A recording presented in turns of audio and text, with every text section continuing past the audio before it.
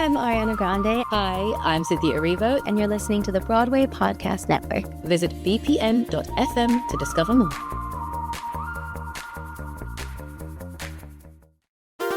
There's a cat over here. There's a cat over there. And the wrong one died. And the wrong one died.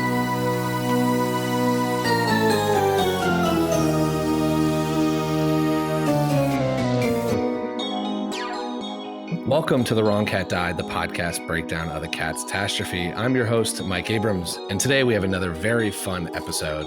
I have been fortunate enough to interview many past cast members to learn about the inner workings of Cats, but I promise to continue to bring you a wide range of Cats content. And today we have a great guest who is also a big Cats fan. Ryan La Sala is a published fantasy author whose first book, Reverie, digs into what happens when your dreams chase you back. Reverie has received a lot of press, including the January 2020 Young Adult Book Club pick for Barnes & Nobles and the Amazon's Best of the Month Editor's pick.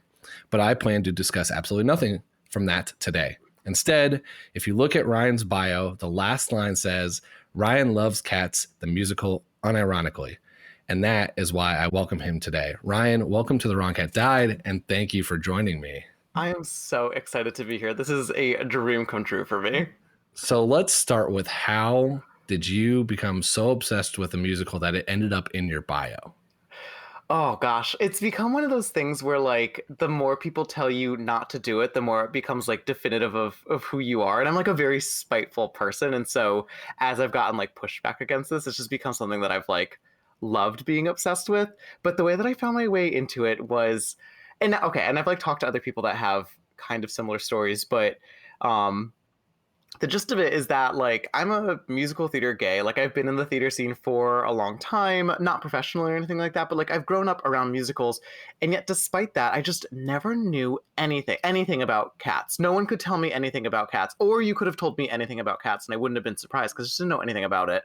And then in, like, my, like, mid-20s, I was with a friend who was living in New York. And another friend had told me that, like, if there was one thing that I did while I was in New York, it should be get as drunk as possible and go see Cats.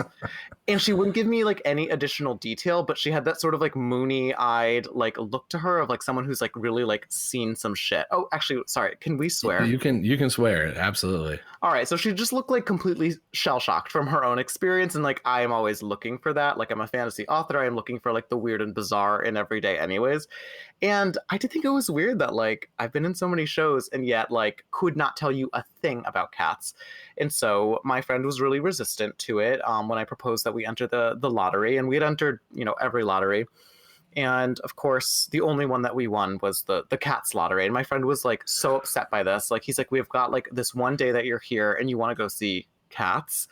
And I was like, look, I will pay for your ticket, but I'm telling you, there's something big behind that curtain. We have to go do it. And like, this is someone who's like in shows with me as well, also doesn't know anything about Cats. And we both come from like theater families. No one knows anything. So we go. I fully pay for his ticket, and we stopped at our liquor store on the way and had like, I don't know, like it was like a day show too. It was like a matinee and like a Sunday, and we had some drinks ahead of time, and then got there, and like it was just so funny right away. Like, we are the people that go and get like the commemorative cups that are like $1 bazillion just because they're like funny to have. And, you know, fast forward to like years from now, all the cups in my apartment are like Cats cups from the show. And like, I like have looked up recipes for like the Jellicle juice drink that they sold. Like, this is like a thing now. But we just ended up in the audience, like just giddy with excitement, very drunk, before the show even started. And then, you know, the lights go down and the show begins, and, you know, thus began like 2 hours of just like complete theatrical and narrative foolishness that I honestly had like the best time of my life. Like, I remember we hit intermission, and usually at intermission, like I do that, like, do I leave, do I stay type of thing. And I just remember thinking in my seat, I was like so content because I had an entire second half of the show left to go. Like, I was like, how often do you get to pause in the middle of like a roller coaster to just be like, oh my God, I have a second half of a roller coaster coming. Like, that's how I felt. And it's just become like a thing thereafter. So yeah, my friends are all, I've like, now I'm like literally evangelical about it. I try to get everyone that I know to like go, well, I tried before coronavirus, before the revival shut down, but anytime someone like brings it up, I like basically launch into a speech about how much I love it and why. And that's why being on this podcast feels awesome. So was this the 2016 revival that you went? Mm-hmm. Yep. It's Correct. crazy because I had, fairly similar, but I was not warned to go get drunk. Yeah. I was just told go. Yeah. And I went, and I'm not from a major theater background. I mean, Okay. I enjoy them. I've been a fan. I especially since living in New York, I went to a lot, but I had not seen most of the classic shows. And this was, of course, the one I started with. Oh, no. And it was an experience, a matinee again, but totally sober. And just, I was not prepared for what I experienced. You couldn't be. There's no preparation, I think, that any human can go through to like go to that without like a fair amount of warning. So now, how many times have you seen it since? So I saw it 3 times that year. Wow. The Okay. revival. Yeah, it became like a thing, like basically every time. Now I live in Manhattan, but at the time I was just visiting. So I work in publishing, obviously. So I was coming for like events and stuff like that. Mhm. And my entire visit would be like, yeah, book publicity stuff, but then also, when are we going to go see Cats? And we would like bring other people with us. It was like this like weird like cultish induction where we'd like find someone who'd never seen it, like one of our mutual friends, and we'd like make all of our friends enter the lottery, like get someone to go. Like, and I just remember like one particular time, it was like the middle of winter, and we got our friend like Lauren to come along with us, and the only place that we could find to like eat ahead of time was that like Guy Fieri restaurant, and like we're surrounded by like Flavortown memorabilia, and I was just like, this feels right. Like I feel like the unreality of Cats is like spreading into like other areas of my life. And so yeah, we went 3 times, and then one of my friends, the original friend that went and saw it and got me to see it, we also went to the national tour. Okay, so you've seen it now 4 times total? I've seen it 4 times, and I How got many- to 4 times. How many times have you seen the 1998 movie? Not Because you're once. not like not once. Not once. No. Wow. What about Although the new movie? I am wearing a shirt from it. Oh, you do? Yeah, I thought I'd dress up. I just ordered a Cat's mask, so I'll be ready for Cool. be able to go outside. I did pull the trigger on that. I love that. That's incredible. But so you've never, okay, so almost everyone I talked to was either in a production or obsessed from the movie or from some other reason. You're a recent obsession, and Yeah. you've kind of gone all in the past couple years. Very much so. Very much so. It was so new to me. I completely have like the point of view of like a spectator, someone who's just like absorbed it for the first time, like as an adult. So when the trailer came out for the new movie, how many text messages did you get?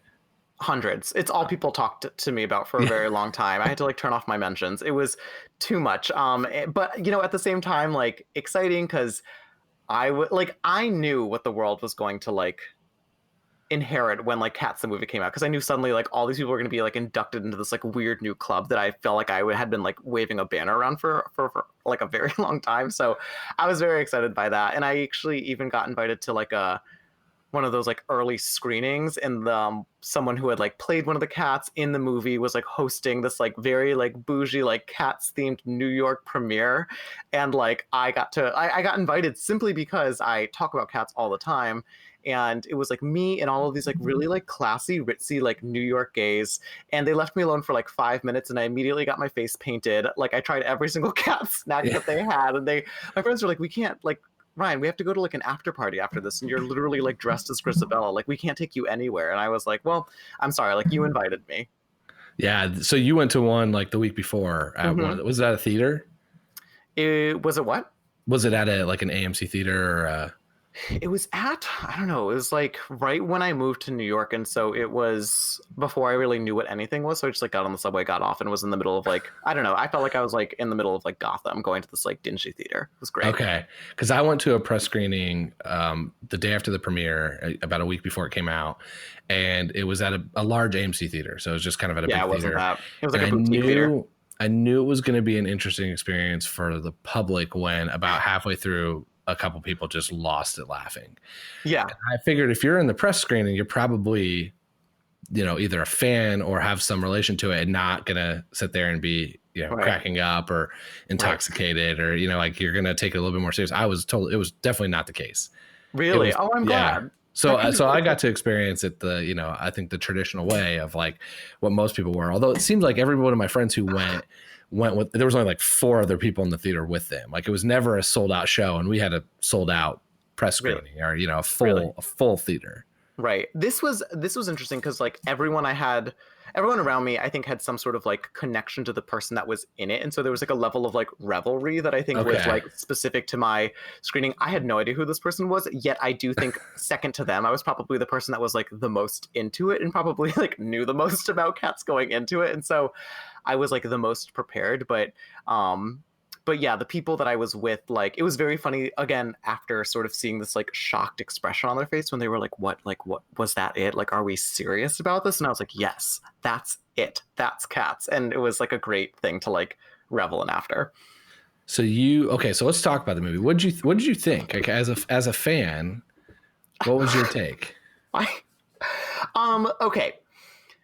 So the movie I enjoyed. I like spectacle in general. I have like technical notes for it. Like I think the fact that it's like this like highly CGI'd movie took a lot of like the wondrousness out of like dancers dancing, right? Because everyone sort of looks like they're made out of clay. But honestly, my like biggest criticism for the movie, which is like the inverse of everyone else's criticism, like I feel like everyone walked out of that and they were like, oh my God, I cannot believe how like horny Cats was. And I was like, no, you don't understand. It's not horny enough. Like that was very tame compared to like what the like staged version of the show is. Very much. Yeah. Very much. And like no one believed me. And I was like, oh yeah, like the latest in digital for technology, more like, you know, censorship 2020. Like on stage, like there's like nothing is left to the imagination. It's like spray painted on the body. And it's basically like 2 hours of like beautiful people dancing around in like lycra, and that is such a heightened version of like what the movie felt like. The movie felt like somehow like less than a spectacle. What I mean to say is the movie somehow felt like less of a spectacle than like the actual show does, and that surprised me. I really thought it was going to be a lot more bizarre. The movie it really depicted everything you think about Cats, though. Like it was a little bit rushed. No one really understood what was happening. There was some kind of errors that maybe weren't errors, but could have been errors. That's the way I feel sometimes when I watch it. You know, it's like there's a little bit of improv, I think, for the characters of being able to do that. And I felt maybe there was a little too much for a movie. Right. Then the end just still gets me with Judi Dench. Judi Dench, breaking that was quite incredible. That felt like when like Mugatu tries to like hypnotize like in like Zoolander and like kill the Malaysian Prime Minister. Like that's what I felt Judi Dench was going to tell me to do in a second. Yeah. I would have listened. But to memory is the trigger word. That's trigger. Yeah, true. And it is. I will say Jennifer Hudson singing Memory is something that like has come right out of like a fever dream for me. Like the second I knew that I was going to get that, I was sated. And also like for me, my reaction to the movie is more like I react to like the phenomena that is Cats and that sort of like surrounds it more so than the actual like storyline or like, you know, the like quality of Cats itself. Like I just love what it does to people.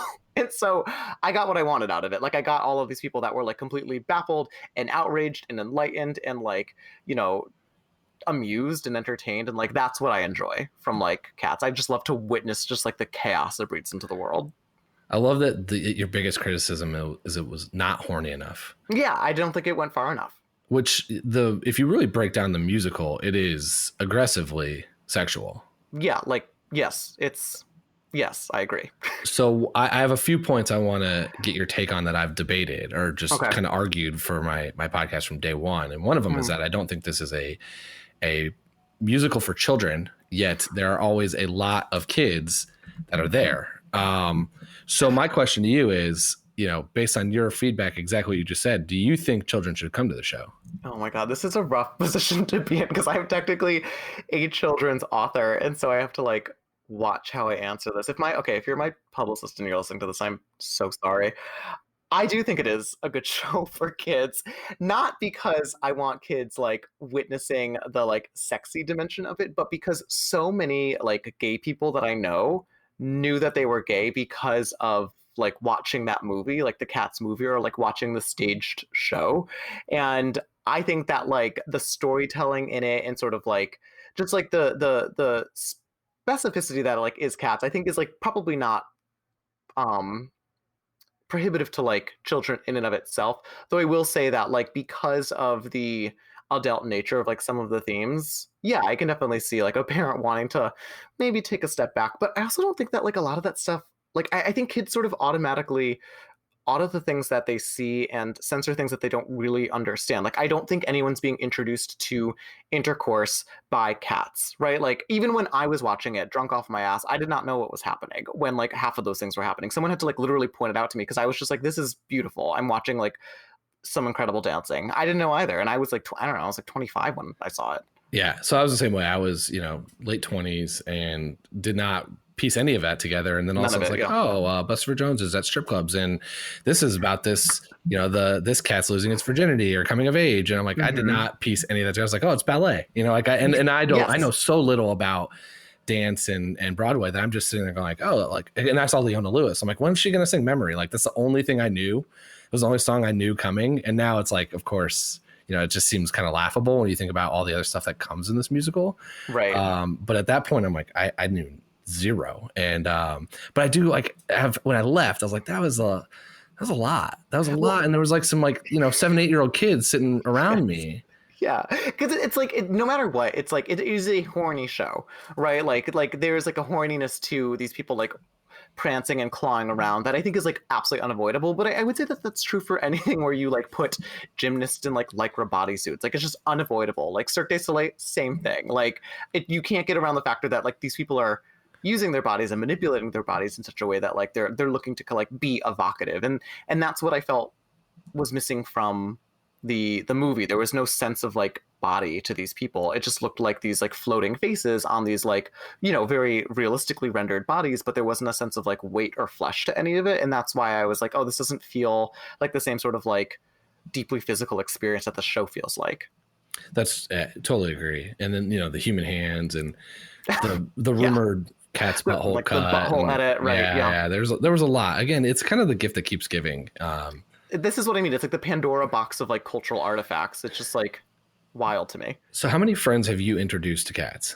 Every single friend that I have. Every single friend. Okay. And what's your pitch? Like, what's your, hey, you got to come see this? Well, so previously when there was an opportunity to see it and before the movie existed and it was accessible, it was just mostly like, they would be like, wait, you like cats? And I would stick with my guns. I'd be like, yeah, I love it. And the next time we're in New York, like, I will pay for your ticket. And if you don't have a good time, you don't have to pay me back. And I would just sort of like trap them in that. And that worked for a few people. And eventually like my other friends would like enter the lottery and just, because you're in New York and you're going to see shows pretty often, like eventually people were like, Ryan talks nonstop about this, I'm going to go see it. And then I would get like a call after, at like 11 o'clock when the show would let out. People would be like, you were not kidding. I cannot believe this. And we would have like a long in-depth conversation about it. But usually I get into arguments about this with people who like know cats well. Like I like other like theater people who are like, wait, you actually like cats? And there's this like level of like snootiness that comes with like the conversation. And that's my favorite. I love nothing more than like trapping somebody who like thinks they have an opinion about cats into a conversation with me and just like, going like high school debate club hard against like whatever preconceived notions they have about it. And that was when I started this, my biggest fear was that I was going to anger some like legitimate Broadway person with my parody that this is, because I'm breaking down the plot. We can talk about everything else all day. I couldn't tell you anything about the dance moves, the tap dancing, any of the numbers, any of the, singing. It was impressive. Yep. I know I can't do it. And that's the extent of it. Yeah. But I can tell you about how it was written now and how I would have maybe crafted stories different and how I can interpret it, which has been very fun. But also I'm waiting for the day to really anger. I've had a few people argue back with me through DMs and other stuff of like, you're wrong. And then I love that. How could you be wrong about cats? Oh, I mean, I guess it depends on what your opinion is, but it just feels like it's totally up to whoever's perceiving it. Agreed. I mean, my main point is that I think Grisabelle shouldn't have died at the end. We'll get to that because I disagree with you on this point. Okay. But I don't want to jump to that too quickly. So I want to talk about the plot. Hold on. I want to talk about the plot too. But I want to hear what your take. If someone said, "Hey, I'm not going unless you explain what I'm going to watch." Okay. How would you describe it to them? I would tell people that. I would probably tell people the truth that like you're going to show up and the show's going to begin and it's all overture. It's 100% a musical consisting of cats singing like self-referential songs about which cat among them is the best, and whichever cat wins this like cat contest gets rocketed to the moon and dies. Perfect. I mean, Which that's the right. truth. Yeah, Yeah, yeah. that's correct, right? Like it's like a ritual sacrifice enacted yearly by these cats, and the best cat, the cat who wins, is immediately upon winning sent to the moon and dies. Like that's what I'll give them typically, and then they'll ask me questions because that seems like a completely unrealistic type of things. But I'm like, basically, no, it is the voice, but for cats. The more I've thought about like where my frame of reference came is when I walked out, I kept saying it was America's Got Talent or the X Factor. And then I was like, oh, I watched Leona Lewis, who was on the X Factor, which is probably why I kept saying that. That's amazing. That is so meta. I wonder if it ever occurred to her that she was like in like a jellicle version of her own history. I've reached out to her many times. She ignores me every time.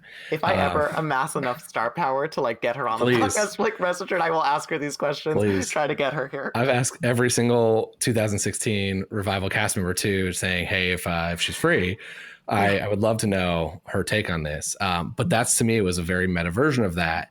Yeah. And that was kind of my original joke when I saw it, was that I'm watching the X Factor and I've got the winner already performing, the hit song, but it's a dark version of that. It's like America's Got Talent. You win $1 million in a Vegas show. And here it's like, you get to die. Yeah. Like you get released from the crucible of life. But it's also, as an author, isn't it missing a lot of normal story arc pieces for you? Like the movie kind of made McCavity the antagonist. But I never got that in the 2 times I saw it on stage. I never pieced that together at all. I was just like, oh, this is a very, again, aggressively sexual song. Yeah. And it wasn't until like later when I watched it to research that, that character, that I was like, oh, this is probably either a domestic abuse type of situation or some 50 Shades of Grey type of stuff going on. But again, like I would have never, you could have put that show in front of me 100 times. I don't think I've ever would have pieced that together. Yeah, as an author approaching this, like you could never assemble a story like this because it's completely missing like actual plot or really like stakes or any of that. Like the whole show is literally that. It's just overture. It's just like all introductions, and then suddenly you like hit intermission and you're like, oh my God, the show never actually began. Like I remember having that sensation of like, oh my God, like we're 20 minutes into this and I'm still learning about like main characters. Like where are we going from here? Like what's gonna happen? I was like trying to keep track of everybody, and you just have to let go. You have to like let go and let God and let cats, and like, yeah, no, the thing that I love about it is it's so completely absent of all like the major trappings or like mechanics of a traditional narrative, but still, at least for me, tends to have like a pretty like I think it still delivers an actual resolution in like a really sort of important way.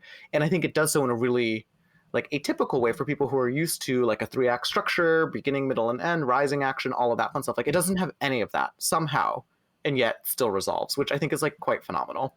And that's part of where I struggled, because my favorite type of TV show is sitcom, to where it's like I know exactly what I'm getting in 25 minutes. Yeah, or like A plot and your B plot. Yeah.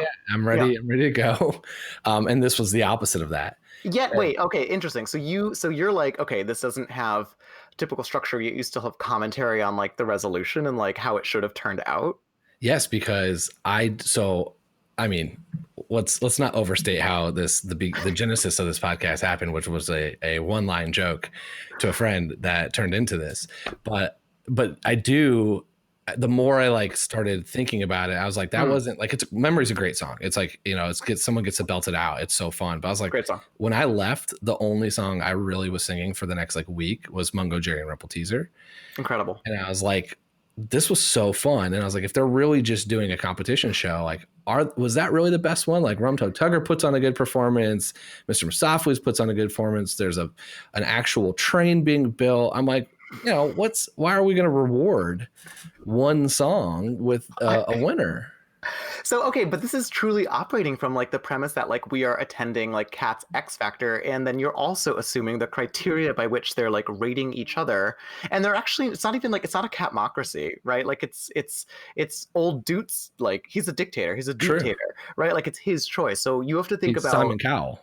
He is the Simon Cowell, right? Like he makes or breaks a cat's career and or lifespan, and it's his criteria that I think you need to think from. Like it's not about who's the most impressive, and I think that's what all of the cats misunderstand, and why Grisabella potentially the least impressive cat ends up like nabbing the victory in the end. But I think what you just said is exactly why I think my answer is right. Now, Okay. if I was redoing my order, I probably the most convincing story is Gus. Gus. That Team Gus is the most convincing group out there. Okay. I argued that it should be Mr. Mistopheles and Rum Tug Tugger together as Tugstopheles or Tugopheles, kind of like Bert and Ernie-ish.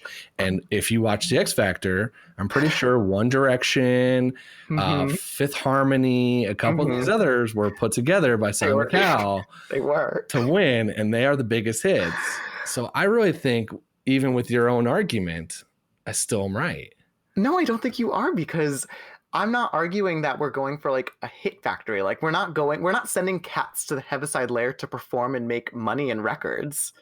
We're sending them to the Heaviside Lair because they have earned another life. And I think everybody, here's the thorough line of like my thesis. And you can tell me if you can actually rebuke this. Everyone in Cats, except for Grisabella, she's the one exception. They are singing a song that is like deeply naive, self-referential, and self-involved. And I don't think that they've lived a life like that is commendable, or really a life that like has earned them a chance at like a new life. They have so much left to learn and left to sort of give. And they're showing you that by like these like incredible performances. But only Grisabella, who has left the Jellicle like coven, seen the world, and like come back, who's really like experienced things, and who manages to sing the single song in the show that's not like deeply infested with like Cat's lore, like Jellicle lore. Only she has seen like I think enough of the world to sort of earn the second chance and like the second life, and that's why she gets picked. That's why she has basically earned death. Okay, I think you could make that same argument for Gus, 95% of it. I don't think so, but I get where you're coming from. I do think that there is I made an argument for her. I did an episode. It kind of hurt me to do it, but I did make the argument. What was your argument for her? Well, like what was your reason? So same kind of similar rationale that it's a redemption story, and those do well. And like I've watching current America's Got Talent, there's always a story. There's always a backstory, and anybody who has a redemption story always does well and gets through, but you've got to match it with the talent. And so that's where I said, if I'm going to make the argument, it's that she's got a powerful redemption story, was pretty famous, went and became a prostitute. That's why I think where she went off, that seems to be the consensus, is she went to be a prostitute, is now coming back, and now you're getting to watch the redemption story, which gets to win. That would be why I would say, maybe. Okay, I would do that. It's not as fun of an angle to take, but I could argue it. Yeah, I can see. I guess I don't see her returning as like redemption, and which is I think weird to say, because obviously if you're watching the show, like she is redeemed in the eyes of like the cats who are like now going to like sort of welcome her back, and she kind of has to earn that. But I think it's more like she comes back and teaches them something about like the larger world and like the larger experience of life, having been someone who has left sort of the very insular community that they're all like so captivated with. Like they're all so self-obsessed and like, looking at one another, and they're all so self-involved that like suddenly this like agent comes in, and like it's like this sudden like ventilation for like the Cats community, which is why like I don't see her. I mean, like, and I get like they fear her, but I don't know. I don't necessarily see her, that arc as like redemptive, although I can definitely appreciate that point of view. I just kept thinking it's Lindsay Lohan or Britney Spears if there's the redemption. Oh my God. That's where. Who's who? No, like either one. That's like that is that's the path. Like there was superstar, like had everything, went off the rails. Yeah. And then if they ever came back and all of a sudden, had Mean Girls 2 or whatever, that would be the arc of Grisabella. You know what? You're right. Like, yeah. And I mean, I think that within that is sort of a commentary about like what we do to like starlets, right? As like a culture, like they're like these like consumable things that just like totally burn out, and then we're shocked and horrified when they don't do well thereafter, and we sort of abandon them, which I feel like the Jellicle Cats did to Grisabella. She went off and like sort of had her life, but I think she got the one thing that no one else has, except for Deuteronomy, which is like a sense of wisdom, as after having like lived through and like sort of survived like all of these different lives, and that's why she kind of comes back like basically bearing perspective, and I think that's what sets her apart, at least in my mind, from all the other cats. And the reason I don't think Gus sits like in the pocket of that reasoning is because Gus's all of his experience is in theater. It's in like a pretend life that has taken place completely within the world of the Jellicles, like the lore, the heroes that he's talking about, the battles. It's all deeply entrenched in like the Jellicle point of view. He's never moved beyond it, and he's only sort of trapped in reliving it. That's not the same as Grisabella. The way you're explaining it feels a little bit like the Jellicles are like the Amish, and Grisabella left for her like Mom Sprigga. Came back, and now like that's why she's going to be rewarded. I do. I think that's true, and I think that like Deuteronomy sort of basically saves himself like a potential risk factor by getting rid of her, because like she comes back and like she's redeemed and people are suddenly listening to her and like the cult, and immediately he kills her. Like that's smart for him to do, because he doesn't want her necessarily sticking around and like infecting the youngins with like this idea of like a greater world, because then he loses the base of his power, which is like fear of redemption and like reward. It's you can tell you're an author. Oh, okay, good. This is it's a pretty convincing argument. I still think I want One Direction and Fifth Harmony to win. But we don't know that two people can go to the Heaviside Layer at once. I mean, this is you're changing the magic. Because the rules of Cats are so well defined to begin with. Yeah, but I'm like spitting now. Yeah, no, yes, okay, fine. Like, let's all go to the Heaviside Layer then. Like, I don't know, but that just seems like you're. Okay, why both though? How do they both win out? Like, what is the criteria that they're both able to? So almost all of the fan fiction, it's like 75% of the fan fiction is there's like a ship of the two of them. It is the two of them being gay lovers. Yeah, that is like almost all of the erotic fan fiction that's out there for Cats. It was like honestly, it took me a long time to find something that was not related to that theme. And so that was, there's a lot to that either brotherhood or relationship or whatever that is. And so I viewed him as Bert and Ernie. Yeah. And I think that is rewarding. You can see kind of their own parallels. And that was my favorite, as I researched everything and started to look through this, that was my favorite kind of just whole thing that came together. It was two of my favorite performances too. They're just like really fun to watch, really kind of entertaining, which I feel like the America's Got Talent has been won by multiple dog related shows. Like it's not always the best and most talented that wins. It's what wins the fan favorite. And so that's also too why I was like, if I'm voting, memory might not pull at the heartstrings for everybody. And I think that, when the line's open for voting in America, you might end up with the two over the top sexual acts. Yeah, it depends who has a cell phone though. I feel like if you really like I think that like cosmetically the like big acts, especially Mr. Mistopheles, like he's my favorite, like stand to gain like the biggest applause, right? But this is not an applause-o-meter, right? Like again, I think if we're looking at like emotional resonance, I actually think Grisabella sort of still takes the cake because she's the only one singing about like an adult theme. And I think that like that song is like so deeply resonant. It's there's a reason why it's the only song that seems to like sort of like escape this like weird membrane that encases all of Cats, and that like people know memory, they just don't know Cats. And I think that it's because that song like is so deeply resonant. So I actually think that would make a case for why like adults across the board and the elderly would vote for Grisabella if we're gonna go with this like America's Got Talent style like Cats Jellicle Ball. If we are sticking with that as we're gonna extend that lens to look at, that's the other part that a lot of people will argue is that I'm looking at it too much in the X Factor. I don't think you're looking. I mean, if that's how you interpret it, like if that's how Cats comes to you, then I'm not going to defy that. But I would actually like go along with that and say, even with that premise, if I accept that premise, like I actually still think Grisabella is the right cat. Okay. And you know why she's the right cat? Oh my God! Listen. Leona Lewis won her competition by singing incredible ballads. Like Bleeding Love is like her best song, I think. And then she went on to play Grisabella. Bleeding Love, Memory have like a lot in common. Like I think she is the perfect case as to why Grisabella would actually be the winning cat, because Leona Lewis was the winning cat. Yeah, I mean, I can concede that there is a very valid case for Grisabella. Okay. All right. But I've devoted 20 plus episodes so far to argue why it's not. I'm not working on you. I'm working on like the person listening to this that's never thought about it. So I it's mostly that person that I have in mind. I'm not looking to totally knock you down on this. I actually think you have a lot of good reasons too. Truth be told, I never really thought about who would have won. I actually love to think about what like the fallout of this victory would be and like what Cats 2 would focus on. And I think it would be like, you know, the next year of basically Cats grappling with like this usurper that like came in from the distance and the horizon, and like what happens next. Like I would love to like write that story eventually. So what's your take on Cats 2?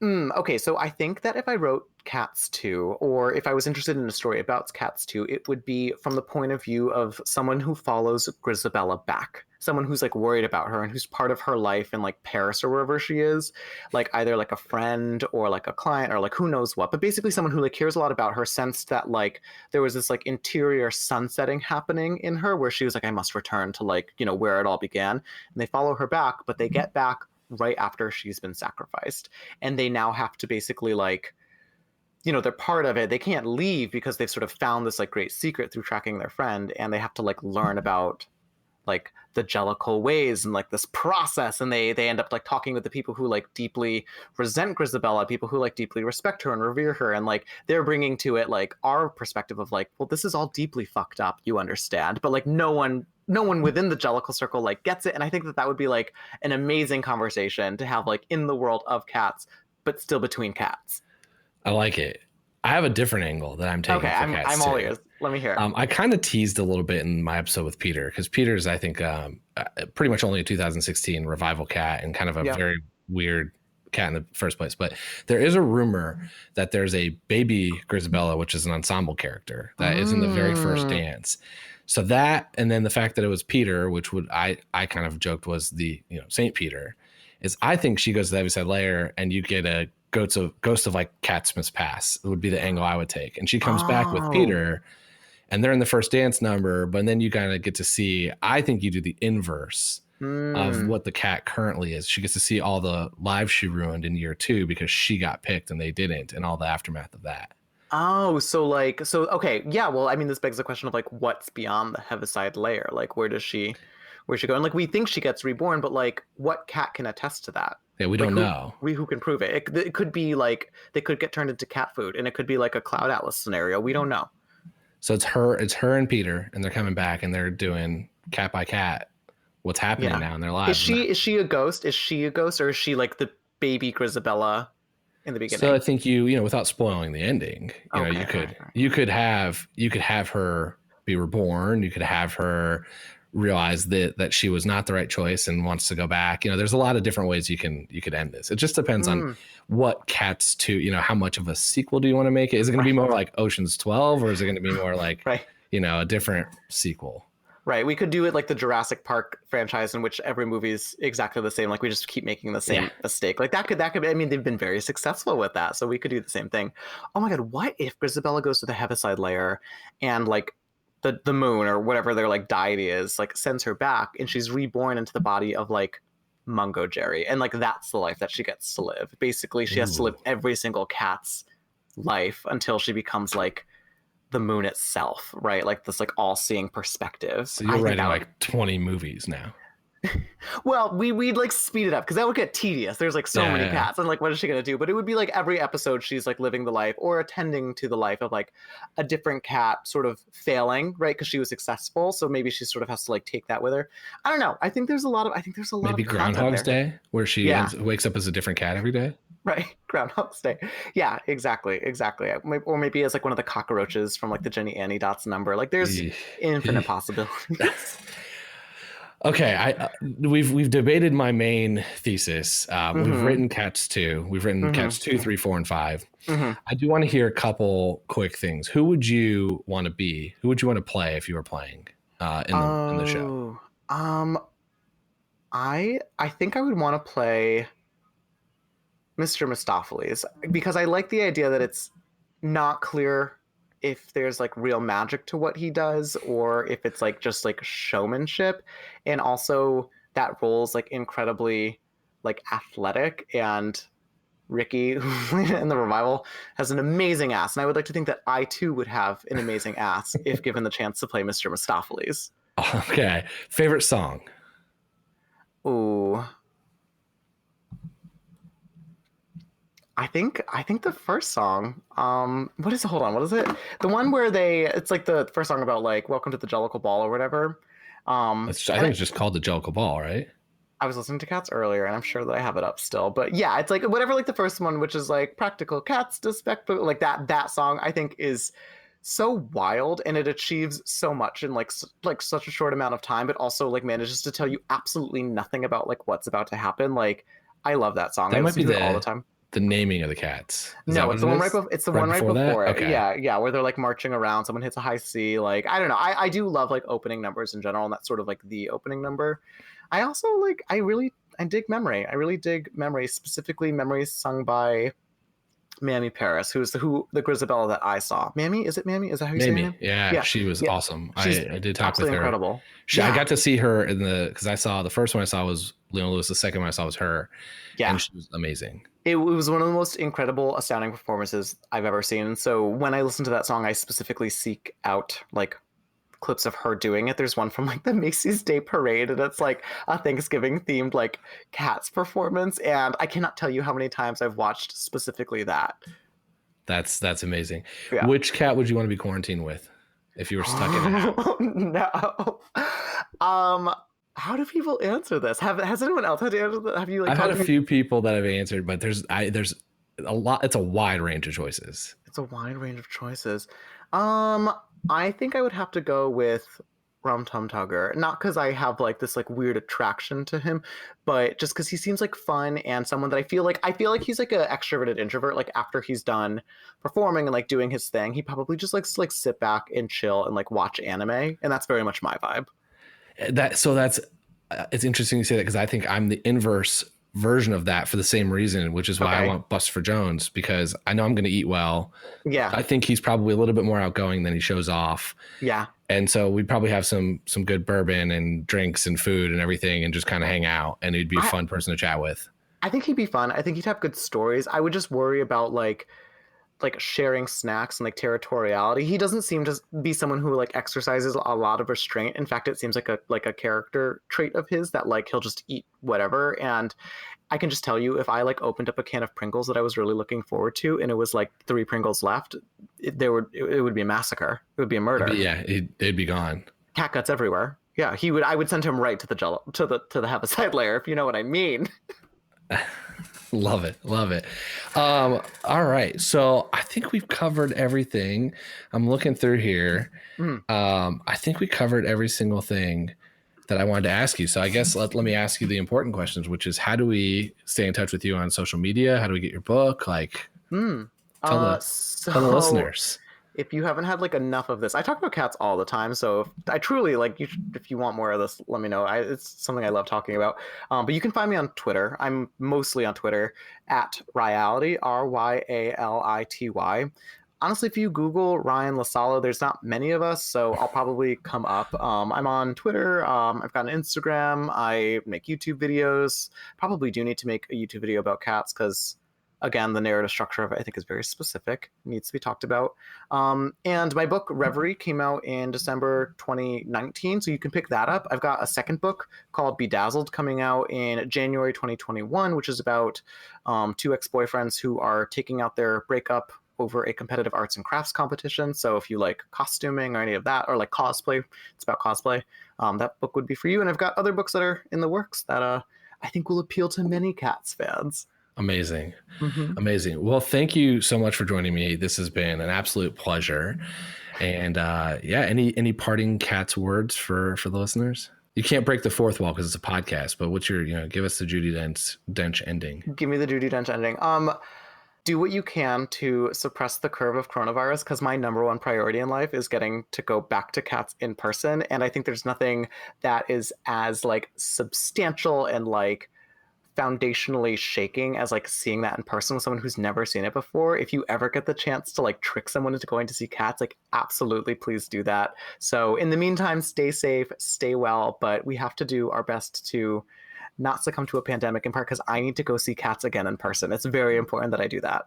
At least a couple more times. At least, yeah. I mean, I was really planning on going 3 more times this year, and at that rate, I'm never going to make my goal. So please think of me.